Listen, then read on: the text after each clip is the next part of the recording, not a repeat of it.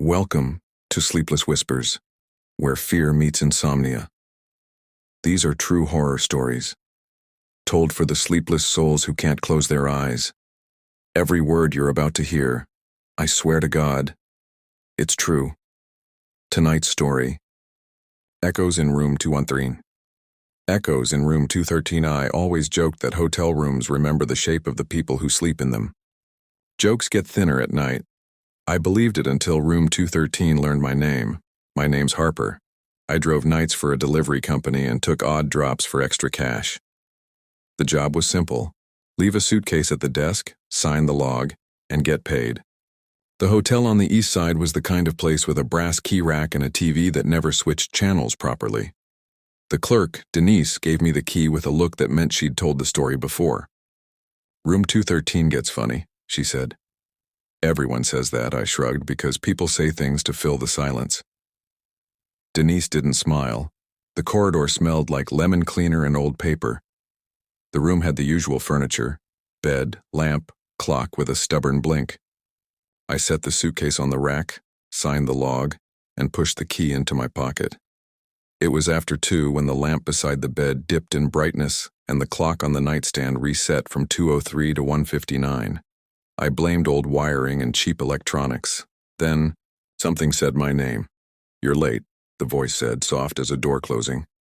It wasn't Denise. It wasn't any human voice I knew. The sound came from everywhere and nowhere. The lamp, the vent, the fabric of the curtains.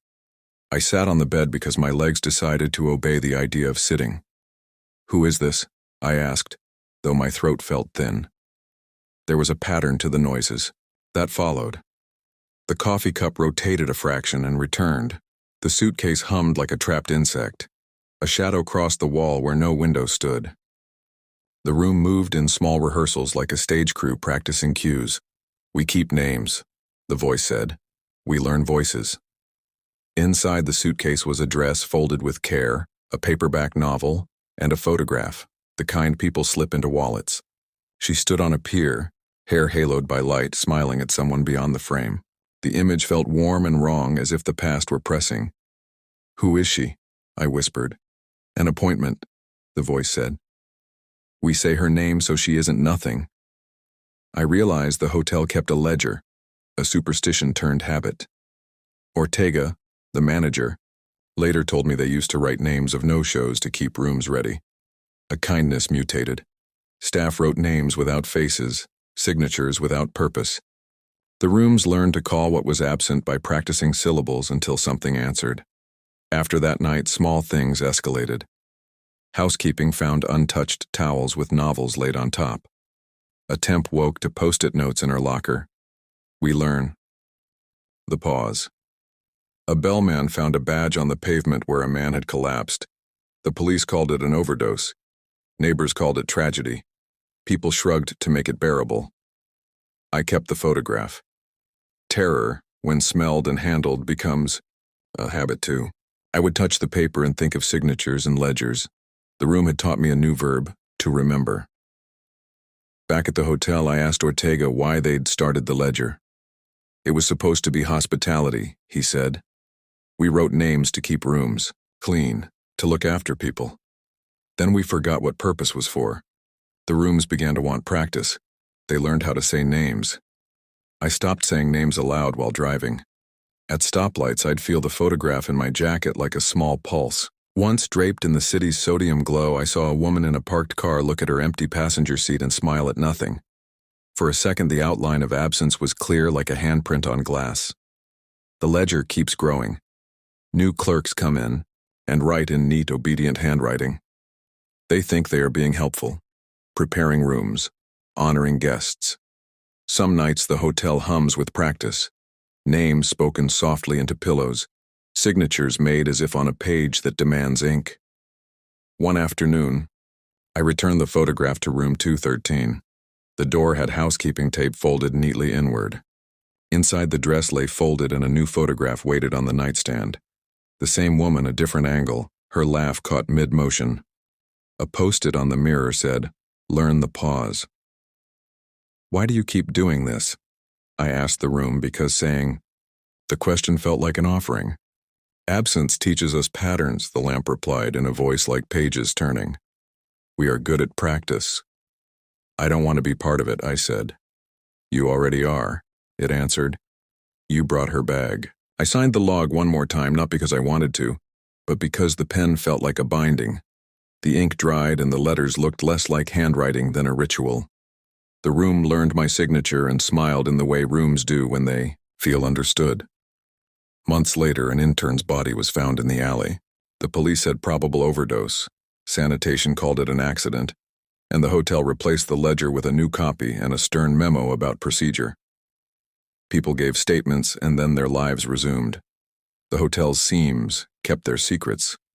Sometimes, when my van's radio goes thin between stations, I hear a soft insistence in static like someone practicing a name. I say a name back into the empty cab. Penny, I whisper, because the photograph keeps asking for company or forgiveness. I'm never sure which. After the intern, the hotel's rhythm shifted. People whispered and kept working. I started showing up during daylight, partly to prove to myself it wasn't all in my head. Denise made me coffee and said, "They like the slow hours. Names sound better then." I watched security feeds and found frames that unsettled me. Corridors empty except for a pause in the pixels where a shadow stepped as if testing the floor. Rita, the housekeeper, told me that naming had begun as care, lists to keep rooms ready, then calcified into custom. We taught them a habit, she said. Now the rooms practice until something answers. I tried to stop helping. I offered to copy the ledger and lock the slips away. Ortega refused. Habits, he said, are harder to dispose of than paper. I burned one of the copied slips in an alley. The edges blackened and the image didn't die. Smoke smelled like lemon cleaner and old books. One night I left the photograph at the front desk in an envelope labeled memory. Denise hesitated, then slid it into a drawer. Keep your voice, she advised. If you hand it over, it becomes ours. I did stop signing. Other drivers did not. The ledger filled with tidy script and polite intentions. Names became practice. The Keo hotel didn't erupt. It continued in the quiet way institutions do, small, repetitive, inevitable. But every time I passed, I felt it listening. Sometimes in my empty van, static on the radio arranges itself into something like a syllable. Instead of answering right away, I sit very still. I say a name slowly as if returning a borrowed thing, then fall silent. Maybe refusing is a lesson too. Maybe rooms can be taught not only to call, but to listen. I don't know if that will ever be enough. For now, I keep the photograph folded, the corners neat, and remember not to teach habits I don't mean to keep. The hotel keeps its ledger and practices its vowels. Buildings learn what we insist on naming. If you're still awake, listen closely. Another true horror begins. Stroy name. The night Callery didn't believe in haunted numbers until one began calling me at 3:11 a.m. every single night, like a clock with bad manners. My name is Harper Lane. I ran dispatch for a small towing company that covered the dark, miles between the river and the mining road. The dispatch trailer smelled of burnt coffee and cold motor oil. The heater coughed in the mornings. Nights are mostly paperwork and radio static. Little rituals that keep you human when the world leans toward sleep. It started in October. The company had upgraded its logging system to something sleek and digital that promised fewer mistakes. Around 3:11 a.m., a number would flash on the monitor. Irwo 0213 Darrow 00. Blank caller ID. Zeros like an empty name tag. When I hit answer, the ringing would stop and there would be nothing on the line, or a sound like static trying to form a face before it dissolved. At first, I blamed the code. Ron, my supervisor, said, "Old loops, give it a week." He liked to fix things with duct tape optimism. The calls didn't stop. On night 3, a voice, thin with static, said my name. "You were late," she whispered. Click. The dial tone returned, like a throat clearing. I dug through incident reports the next day. There had been a reported single vehicle rollover on Highway 22, stamped 3:11 a.m. 6 months earlier. Name: Lena Crow, 24. At the time, I'd been tired and half present on a call whose details never sat cleanly in memory.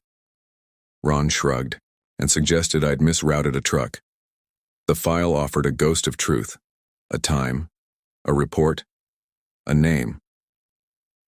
After I learned her name, the calls changed tone.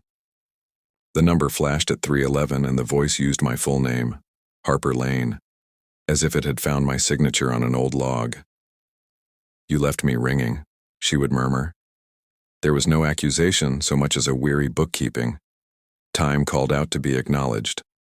I started a habit. I recorded.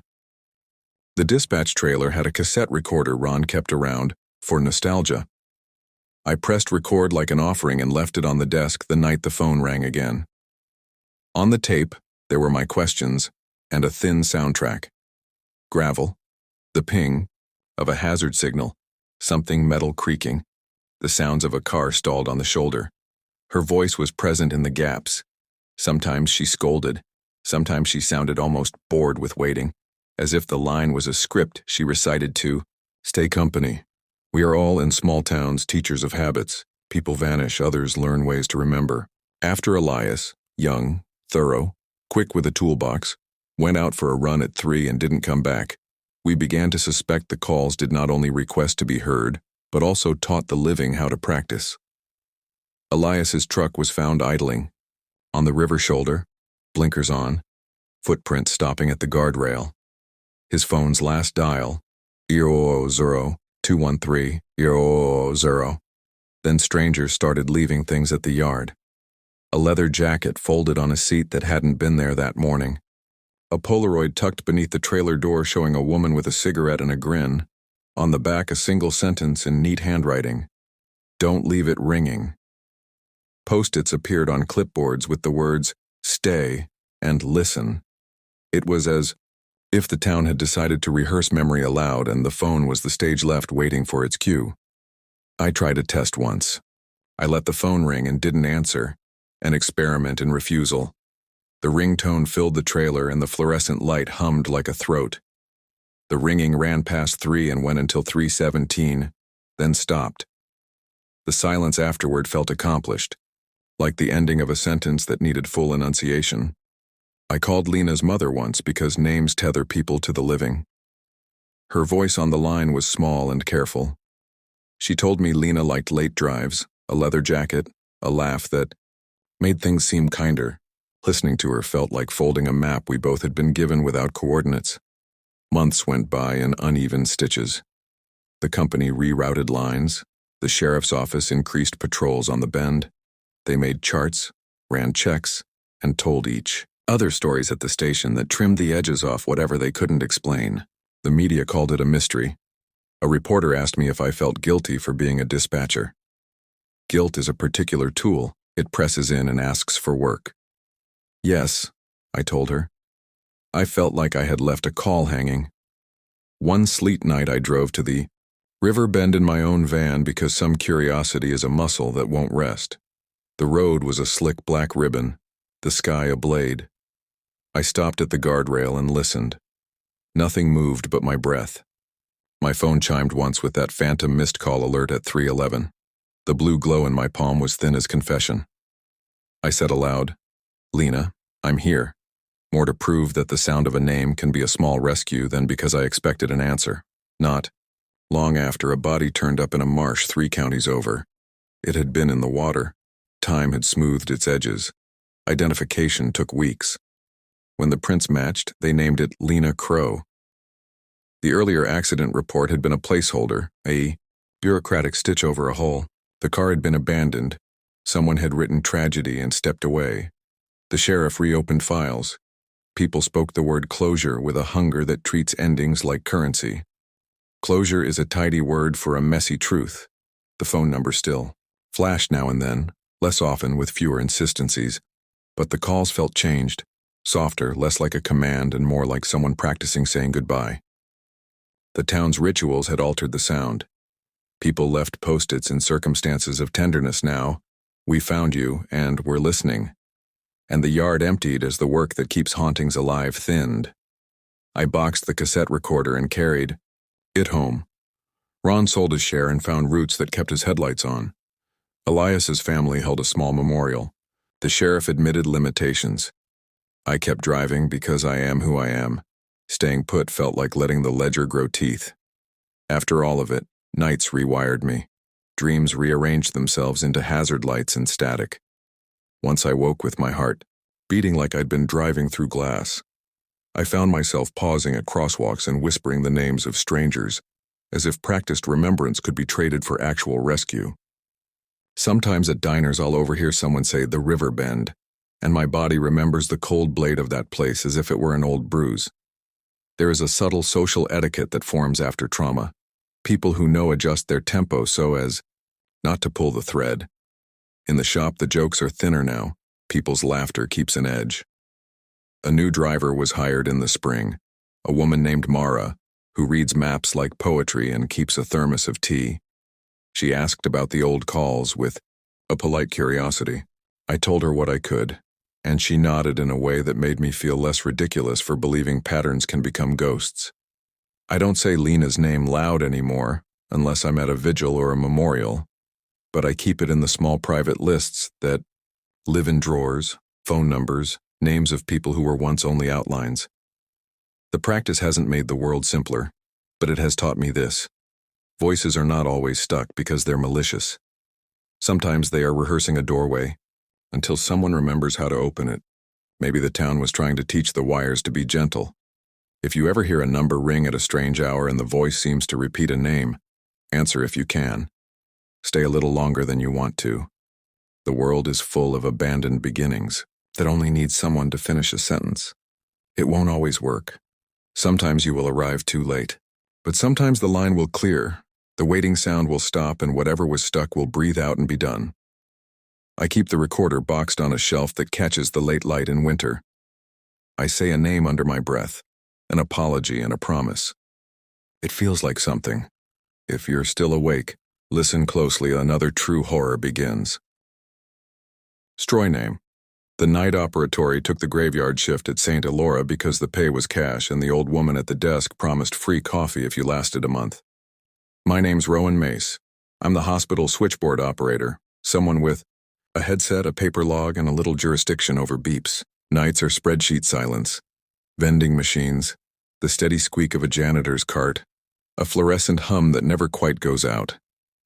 Hospital nights are honest. They smell like lemon disinfectant, pennies, and the sharp cling of fluorescent bulbs. The first time the phantom line rang, I thought it was a prank. The console flashed an extension I didn't recognize. EXT00. Old hospitals eat numbers and spit them back. Wiring lived on memories. I answered because habit is a kind of mercy. St. Elora Dispatch, I said, voice flat and practiced. The line sighed. Then a woman's voice, small and precise, said, "You remember me?" "Who is this?" I asked. My pen hovered above the log like a held thing. Eleanor Fox. "Room 6, the voice said, as if reading a card at hospital bingo. I flipped through the roster. Room 6 had been closed for renovations for a month. There was no Eleanor Fox in admissions. Saying the name aloud felt like pronouncing an incantation, a test. I wrote it down because writing is the practical part of memory.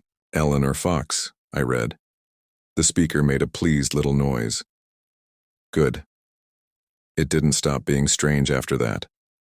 The phantom extension called at odd hours and offered names, some with details that belonged to people I should have known existed. Harold J. Smoker likes peppermint, or June, left-hand bandaged, hums Moon River. The calls always wanted a detail.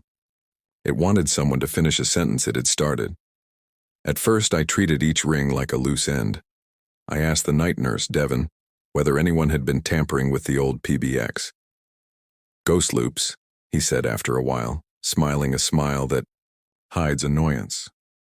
"Old systems pick up echoes." But his voice had the tiredness of someone who'd seen how boredom and fear make the same shape after midnight. We tried practicalities. We logged every phantom call in a notebook, time, name, any detail the voice asked for. Saying a name out loud and adding a detail seemed, for reasons I couldn't explain, to ease the building. When I said Eleanor Fox, peppermint, the fluorescent panel above the nurse's station would dim, then return as if taking a breath. Objects began to travel. A cup would appear on a nurse's station where no cup had been left. A patient's slipper reappeared folded at the end of a bed. Small recoveries felt like mercy and confirmed that the building had its own language. The intercom wasn't malevolent, it was practiced. It had learned to speak in the terms of the place. Then one morning Devin didn't come back from his patrol. He was supposed to pick up the charts at 2:30 and return them to the records room. At 3, a housekeeper found his logbook on a stair landing, pages ruffled, a single entry circled twice. Marion P., room 4, soft cough. There was no Devin. The footage outside the staff wing showed him walking to the stairwell and then a gap of static for 12 minutes. When the image returned, he was gone. No car, no taxi, nothing. After Devin, we stopped being casual about the phantom line. We paired up shifts. We tethered radios to pockets. We left lights on by the stairwell. The hospital administration sent someone from IT to patch the loop. He came down with a toolbox and left with his hands shaking. He told us the wiring looked fine. There's a routing that's anomalous, he admitted. He would not explain how a pair of signals could insist on an answer. We made rules. If the phantom called, say the name, give a detail, log it. Do not answer alone. Maintain line of sight with at least one other attendant. The rules read like the instructions for being alive, small and brittle. The building learned the cadence of those rules. It adapted. When we refused to answer, the name would turn up on a sticky note under a stapler. In handwriting we didn't recognize. When we tried to ignore it, the coffee machine brewed a cup and left it warm on shelves where no one had placed a mug. It was the building teaching us reciprocity. It had patience and the long memory of institutions. One night, to see whether the phenomenon was a product of shared hallucination, I recorded an entire shift. I left a cassette running beneath the switchboard, cheap tape that clattered if you shook it. The phantom called at 2:13 and read a list so precise it made my hands ache. Names, bedside remarks, favorite songs. It paused after Eleanor Fox, and then it asked, in a voice that sounded almost thin with hope, what did she like? I answered automatically the way someone recites emergency numbers. Peppermints. The tape later revealed my voice repeating the detail and then a low, pleased hum on the line. The recording itself settles in my chest as proof. A conversation that never belonged only to me. I wasn't inventing it. We were linked to something that wanted human habits, names, details, small truths, to anchor itself. The hospital returned lost things sometimes. A woman found a locket she'd worn as a girl tucked into a room drawer. A photo showed up on a receptionist's desk with a note. She used to sing off-key. These were gifts the place offered like apologies. They left us feeling less alone and more guilty, as though mercy is a tax for attention. But mercy is tangled with appetite. If you taught a building to hold a name, it wanted you to keep speaking. It wanted practice. If a name was spoken and then abandoned, the intercom coughed like a throat cleared after a denied breath. Monitors hiccuped for the span of a name. Curtains twitched. A patient would wake and mutter a phrase they couldn't place and then fall, back asleep with a guilty face. Mrs. Calder, who runs the medical archives, let me sift through boxes one humid afternoon. She moves like someone who knows where people get misplaced. I found a brittle file with Eleanor Fox's admission record half stuck to a transfer slip. Left against advice, it read in faded ink. No address. A line had been penciled. Keeps mints. The smallness of it made me strangely protective. Details are the things that make people trouble to hold. Sometimes I thought the phantom line was a kindness gone too far. It wanted to practice names because names are how we return what we've misplaced of each other. But the practice demands discipline. When the staff forgot to finish a detail, the hall would cough with the wrong kind of noise. A monitor's beep stretched thin, a cabinet door creaking open for no one. It would not escalate to violence, but the correction felt heavy, like a teacher tapping the desk to regain attention. We started to gather. Volunteers, night nurses, an intern with a shaky voice. People who understood that attention mattered. We read names aloud into a recorder 3 times, with details. We left notes pinned to charts. The ritual steadied the nights. The stairwell stopped whispering like a thing that was almost hungry and began whispering like a choir. Then the phantom line called my name. Rowan Mace. It said on a winter night, crisp as frost. I followed the rules. I read a detail. Groundskeeper likes. The window seat brings peppermint. The building hummed. The light over the nurse's station dimmed, and a janitor set down a broom thoughtfully. Saying the name felt like shutting a book closed with care. It was a moment of relief and a reminder of obligation. We never did fully fix the building. One late afternoon, IT announced they'd patch the ancient switchboard to modern lines. For a while, the calls were sparse. The physical loop had been altered, but the practice we'd taught the night staff remained. New folks learned the cadence. Always say a detail, don't be flippant, keep pairings. The ledger of names I kept under the desk grew heavier, but it kept things safe in a minimal, terrible way. I'll be honest, the job changed me. I started collecting small facts people think are trivia. A grandmother's song, a man's favorite sandwich, a child's toy tucked under a pillow. They are threads you hand back when the line asks. If anything, the phantom line taught me that memory is labor. The building had only learned to ask for what we could do easily, names and details. We complied because we had to. If you ever hear an old extension ring in the dark, pick up and listen. Say the name slow. Give a detail if you can. Don't be flippant. Buildings take what you teach them. If you teach them to hold names, they will keep holding them until someone comes to collect them. The work of remembering is small, but it matters.